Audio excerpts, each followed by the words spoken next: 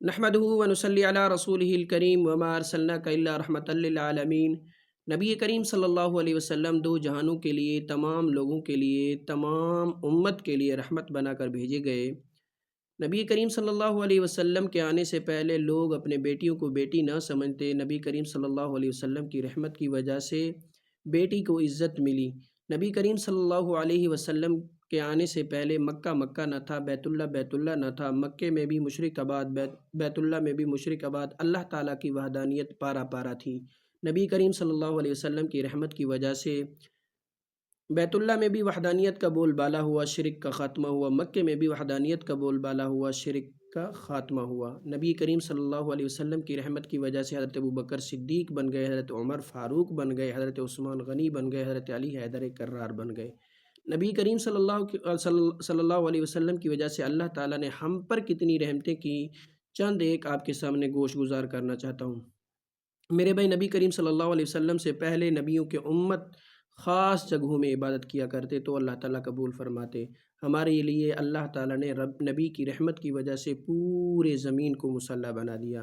میرے بھائی، نبی کریم صلی اللہ علیہ وسلم سے پہلے نبیوں کی امت، ان کے مختلف قسم کے توبہ ہوتے، کسی کا توبہ قبول کیا جاتا، کسی کا توبہ قبول نہ کیا جاتا۔ اللہ تعالیٰ ارشاد فرماتے کہ بھئی یوں کرو تو پھر آپ کا توبہ قبول کیا جائے گا۔ لیکن ہمارے لیے نبی کریم صلی اللہ علیہ وسلم کی رحمت کی وجہ سے اللہ تعالیٰ فرماتے ہیں کہ آپ پشیماندہ ہوں، پہلے گناہوں کا توبہ کریں میرے سامنے، سارے گناہ آپ کے معاف کر دیے جائیں گے۔ اسی طرح میرے بھائی، نبی کریم صلی اللہ علیہ وسلم کے پہلے نبیوں کی امت جتنی نمازیں پڑھتے اتنا ہی ثواب ملتا ان کو، لیکن نبی کریم صلی اللہ علیہ وسلم کی رحمت کی وجہ سے ہم 5 نمازیں پڑھیں گے، اللہ تعالیٰ 50 نمازوں کا ثواب عطا فرمائیں گے۔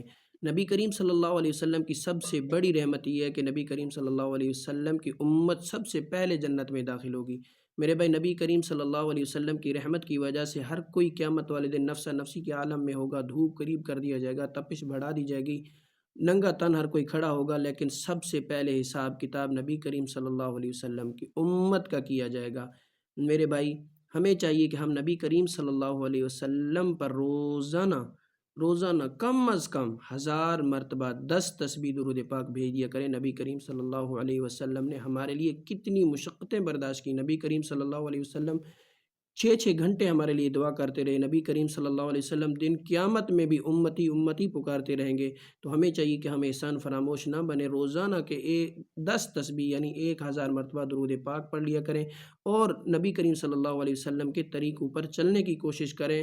نبی کریم صلی اللہ علیہ وسلم کی افضل سنت داڑھی کو اپنے چہرے پر سجا لیں۔